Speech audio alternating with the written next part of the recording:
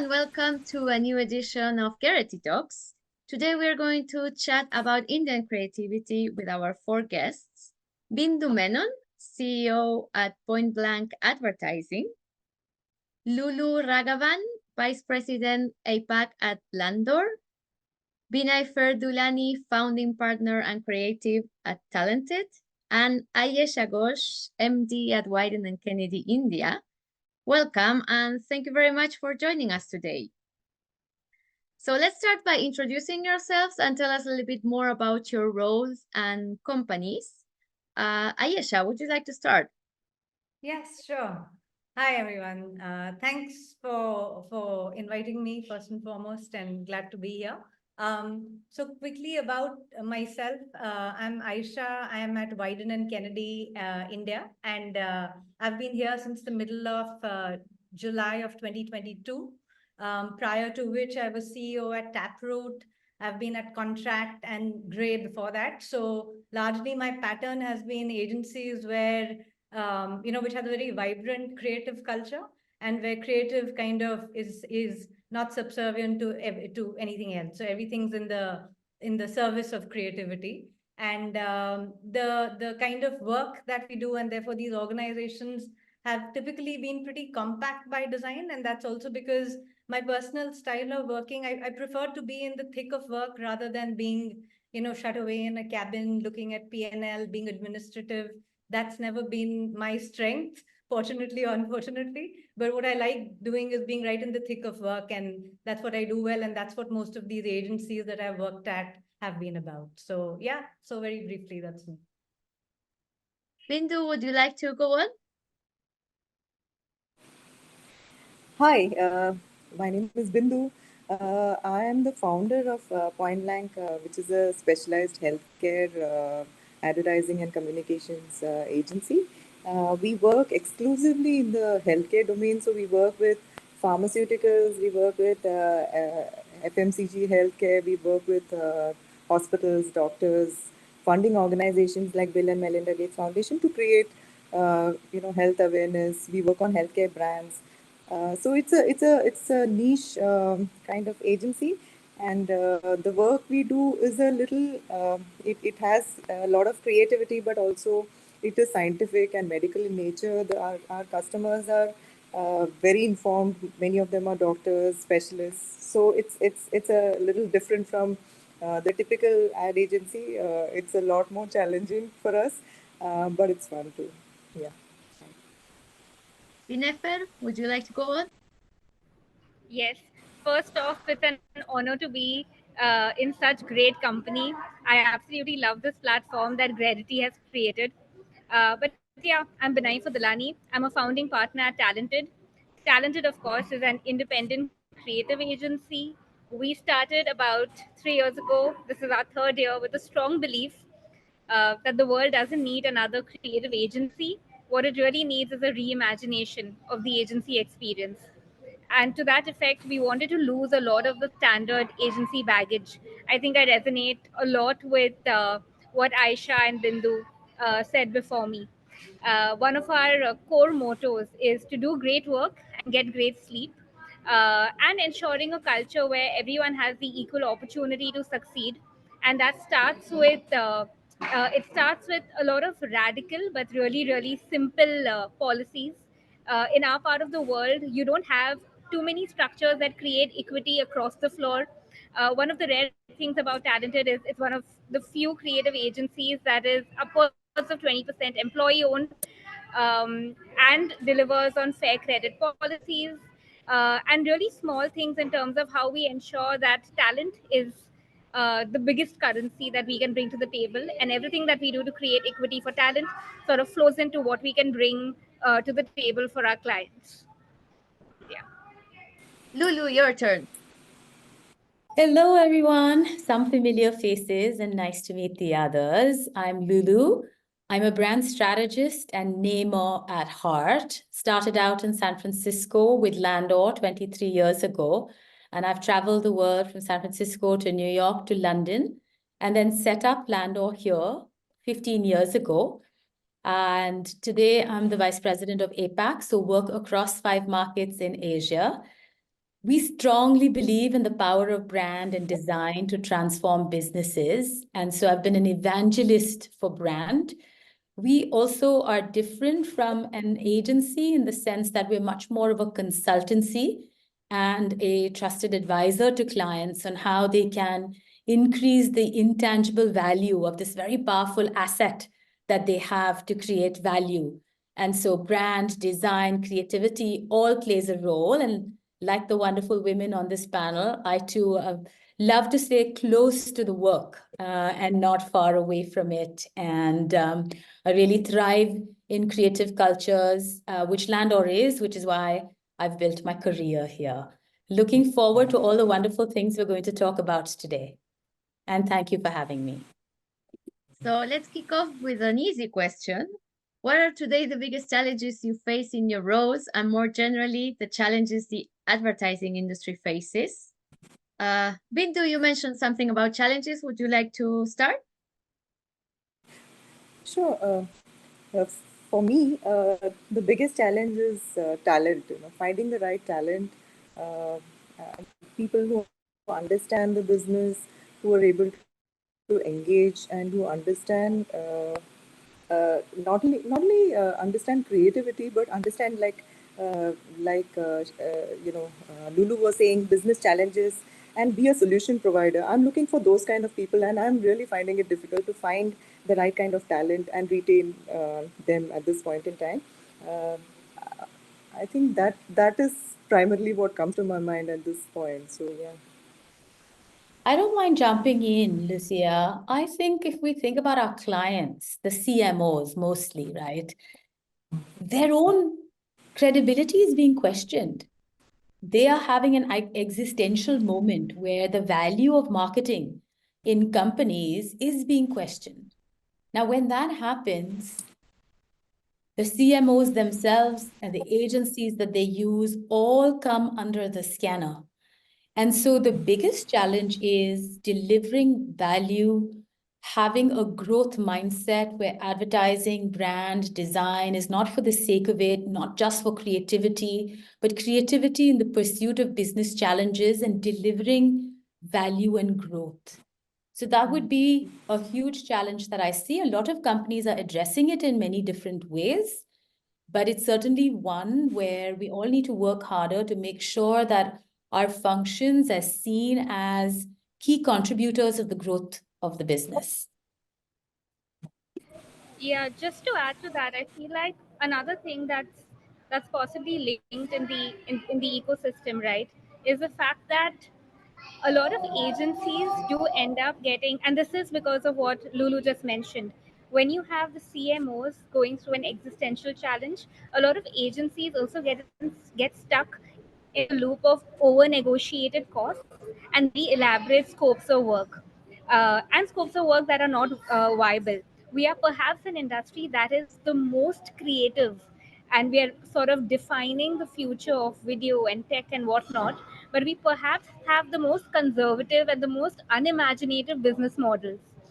Um, and when we sort of get stuck with elaborate scopes of work and over negotiated costs, what also tends to happen is there's a truckload of work, and an agency is usually understaffed. As a result of which, there's a lot of standard agency baggage that comes in. And when you have standard agency baggage that comes in, it's talent that feels like this is not a sustainable line of work and I possibly need to sort of go elsewhere. So I think at the base of it, if agencies look at different business models, something that we are trying at Talented is a project model system, because what it allows is a focused way in which we look at the start and end date for a project, how we define success for it, and how we sort of look at every single project not as a it's going to get it's a retainer kind of system, so it is going to get renewed like a subscription. It is something that you have to sort of put your neck out for time and time again, be able to deliver value, be able to solve a business challenge, and keep that model going, to keep one talent that feels like what they're doing provides actual value. You don't do more of what you've always been doing and expect clients to keep coming back for that. At the same time, you can also focus on your profit margins so that you can reward talent well. This, of course, is not the solution. It requires a ton of introspection from a lot of us. But perhaps at the heart of it, at the intersection of talent and business that we can provide, is finding out a more imaginative, a more creative business model as well. May I jump in? Of course. Okay, super. No, I think that everything that everyone said extremely true. I'll just also add to the fact that, you know, what you were talking about Binaifer, which is undercutting and pricing, and I think that extends to even things like pitches, for instance. So in pitching, I know that there are a few agencies who talk about we will charge to pitch or we will not pitch, but I think we ourselves undervalue our ideas if we are giving them out for free. So often there is when I'm talking to clients about whether or not we are pitching for their brand, I do tend to ask a lot of questions which question the pitch process in itself, which clients typically get a little taken aback as to why these questions are being asked, because not enough people ask, you know, what is it that this project will be worth? What exactly is the scope of work? For instance, on retainers, clients sometimes tend, hopefully that's less of a case now, but at times clients tend to feel that if this agency is on retainer, then just about anything and everything that I ask them to do, they need to do, which is exactly why we work on such thin margins, which is why we can't retain the talent that we have. I think this is one area which is us as a fraternity coming together and protecting what it is that we stand for. And I think the second part, which is another challenge, is this bit about clients feeling that they can in-house their creative, you know, and getting their own people, and which is, in a way, they can afford to throw money and attract that kind of talent. But what my feeling is, and I talk about this often with others, and I'd love to hear everyone else's views, I don't think those creative folks are ever happy at the client side, because they don't get exposed to the kind of things that they could at the agency's end. And also, just because there are certain tools available, I know that, you know, we'll possibly be talking about AI and, you know, digital and all of that. But with those tools, you know, there is a feeling of just about anyone can get to creative, which is just so untrue, because you do need, it's a specialized muscle that gets to the kind of work that we create. And I think that, you know, both these factors of protecting our ideas and what we pitch to clients, as well as getting clients to see the value of what an agency can bring, which they can't at any cost, you know, do on their own. I think these are some of the two ones that I come across often as challenges. I would add one more. We need to put the joy back into our industry. It was so prestigious. You know, we have so much fun doing work. How many people can you say actually love the work as much as, you know, some of us on this panel probably do, right? And just making the industry super attractive again, because I think the future is creative, the future is female as well, but attracting that best talent requires a little bit of rebranding.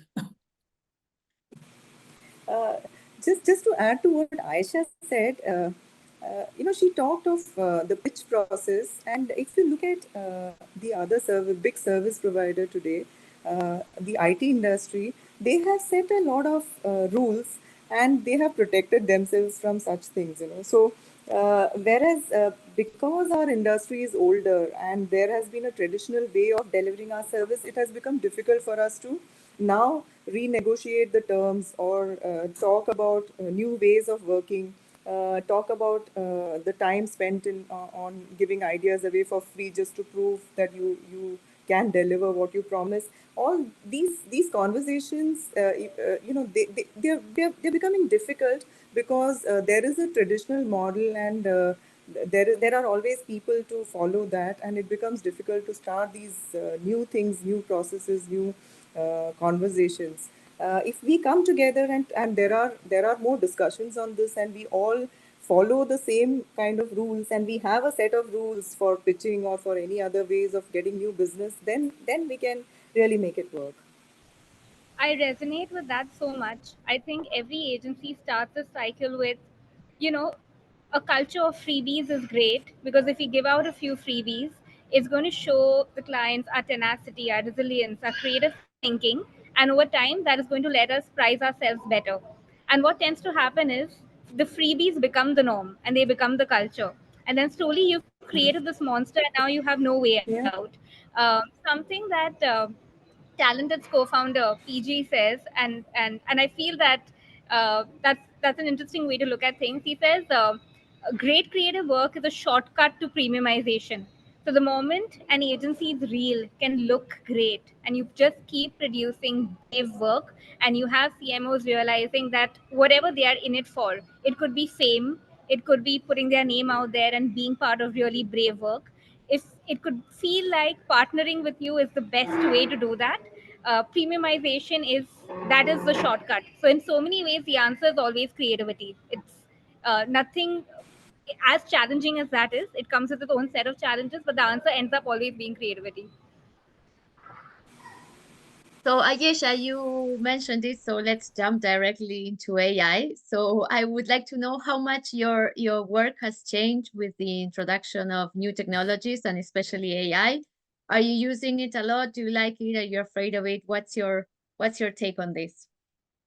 I think our take is really that technology and AI, they're all just tools to help propel that idea, and the idea, and getting to the heart of what is the human truth that we are chasing, and how does this brand answer that human truth, is where our focus will always lie. Technologies will just help, perhaps give us more platforms, give us more tools by which to execute. I do feel that there's this conversation of, I mean, the march of technology is inevitable. It's coming. It is here, and it's up to us to embrace it or fear it. And I don't think we can afford to fear it. But I think we should use tech as an ally, and that's what we are trying to do. So, for instance, at Wieden and Kennedy, like I said, that at the heart, while it is always going to be the idea, what we try and do is that we've seen that technology can make certain aspects of advertising much easier. And what I mean by that is, one is the creative process. So, for instance, when we are pitching work, or when we are creating concepts, it's easier to get the concept to not a finished level, but to as much of the real product as you think you can get close to. So AI and all your mid journeys and Discord and all of that can really help with bringing alive what's in our heads. Typically, how we would present it is by creating mock-ups or by narrating scripts. Here, there's a lot more of a show and tell that tech has enabled us to do, and I think that that's really helping. I think the part of the journey where tech is, there is this talk of, is technology swallowing creativity, our individual jobs at stake thanks to AI and such? I don't think so, because there are certain organizations where, yes, I was talking about retainer clients where they feel that the agency should do everything from A to Z. So we don't do that, for instance, at Wieden and Kennedy. There are certain functional adaptation portions of a scope which we don't get into, and that's the scope that's very easily taken over by automation and anything to do with technology. So we try and not get into that. That's also the lower value stuff. We want to get into areas where we can influence the brand narrative, and that's not where this kind of work comes in. At the same time, I think that technology can also lead to, we often talk about the medium being the idea.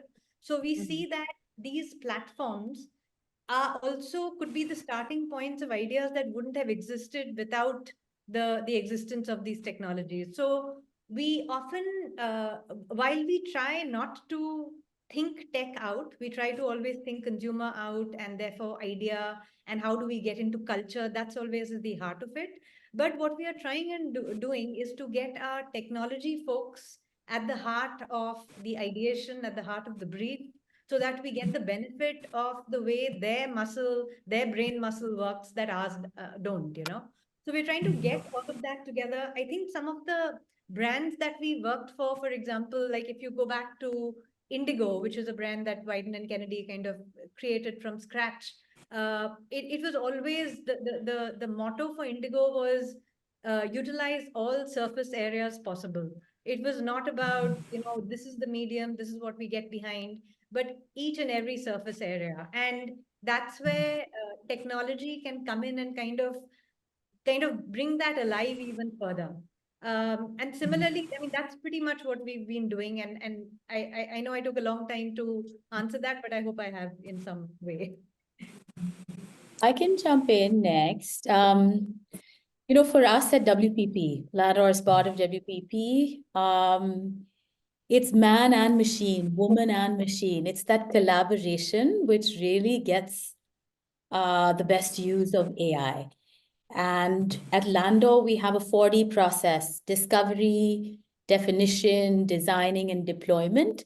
And Lucy, at every step, we are leveraging WPP Open, which is our AI intelligence tool. And there's just so much that can be done, whether it's defining customer journeys, discovering research, at the strategy stage, just exploring different hypotheses, brand stories, the personality definition. So much that can be done much more extensively with AI. Of course, in the design stage, especially with retail design, the visualization of spaces, prototyping with clients can be done much faster. So agility being delivered to clients. And then deployment, which I know is not sexy, but when you have a client who's wanting to launch in 100 markets, if you don't have AI, that becomes extremely difficult. So there is at every stage in the journey, from the more upstream strategic to the more downstream execution, a role for AI, and it is a collaboration. We're betting hugely on AI. It's changing our industry, and it's best that we embrace it and make our work spectacular with its help. Yeah. I- Adding to that, I just have one point of view.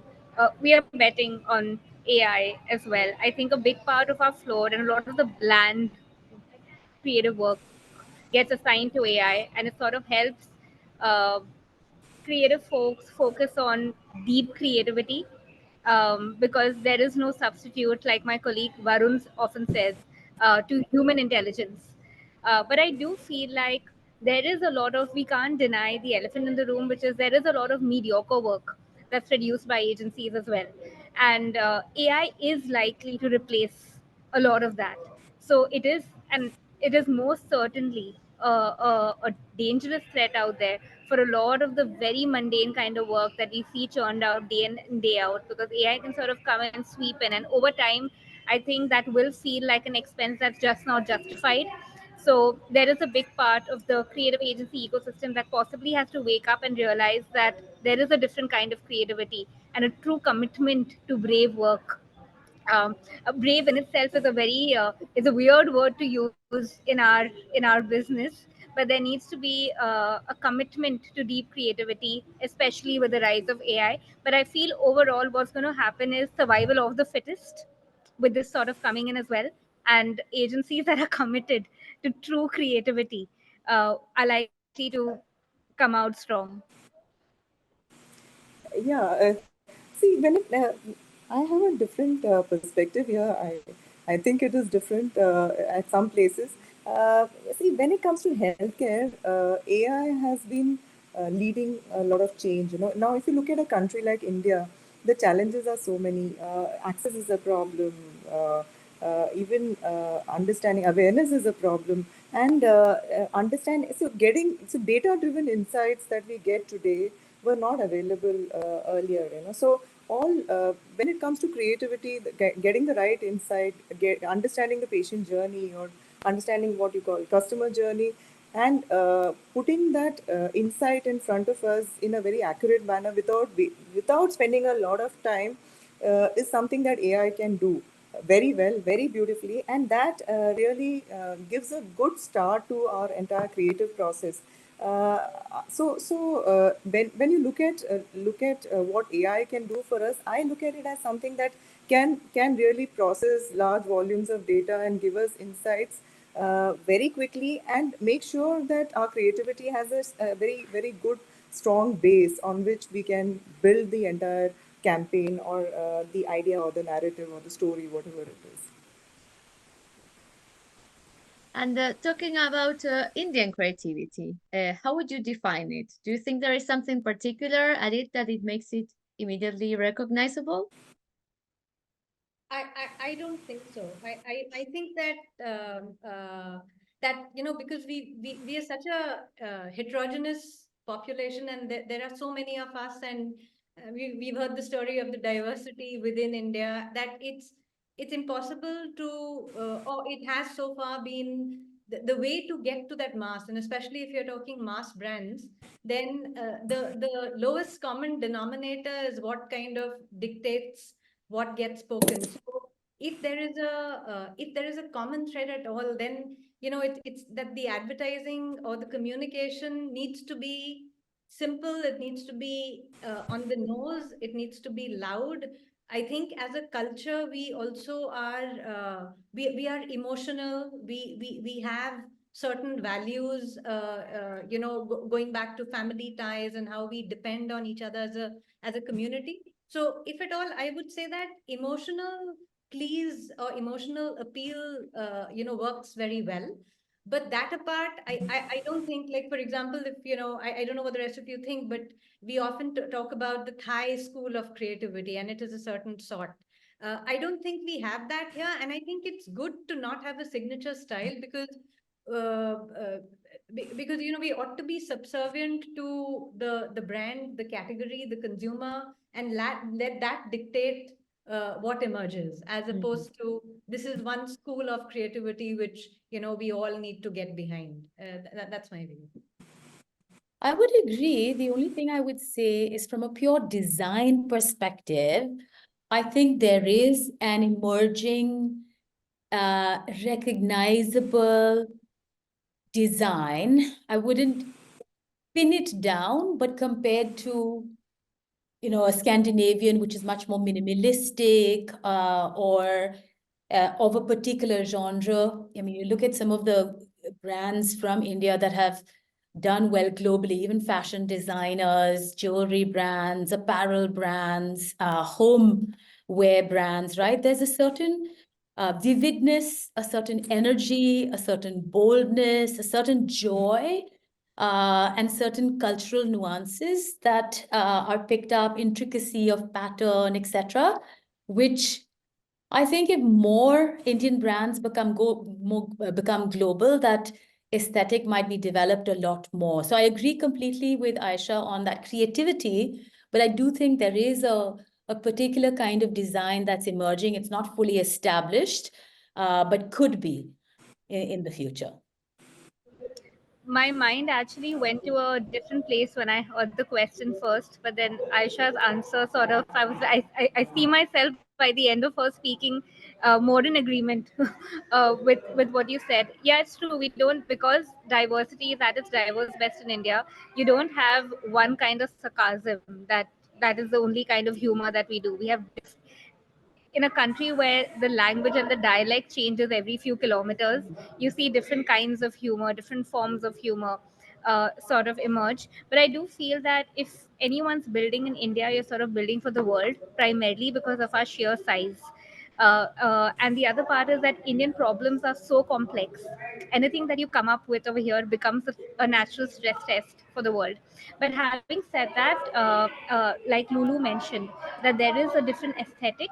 I feel like more and more around me, and this is something that I've observed, is that I feel like the national consciousness is sitting at this time towards a sense of decolonization. And I don't only mean that in terms of conversations around like reparations or repatriation, in terms of just looking back at our own cultural heritage and drawing more and more from there, and making it something of its own, be it in terms of aesthetic, be it in terms of like culinary science, be it in terms of like the way we look at the world. I feel that there is this stage of decolonization and us wanting to take more and more pride in our ancestral heritage and actually look at that as our intellectual property and then sort of build over it. Bindu, would you like to add something? No, I think I agree with all of them. Just one point: the work we showcase in when it comes to awards is while we all say that it is the same. I agree, and I 100% agree with everyone. Somehow, the work that goes out of India when it comes to award entries, they all seem to be of a certain kind, and I would like to definitely see a change there, where we represent the new India, where we are able to showcase our thoughts, which are, like she said, if something works in India, it can work across everywhere in the world. We don't have to continue talking about the same kind of problems we have been, and especially when we send awards for entries. I don't know whether others agree with me, but this is something I definitely want to see a change in. I think you're right, Bindu, which is that an international jury expects a certain kind of work coming from India, like Yeah, yeah, as yeah. is in Yes. cinema. If you look at the Oscars and you see the movies from India that made it there, it's not like It's a not representing the new India. Yeah, it's not. exactly. I mean, it is a certain idea of India that the world has, and Yes, that's what tends yes, to work with juries and awards, and we are a yeah. practical industry, so Unfortunately, what it takes. So yeah. And but we are maybe we are feeding it. Maybe we are feeding it. Today. and the last question to wrap up, what would be your advice to someone starting their career in advertising in India? Think many times.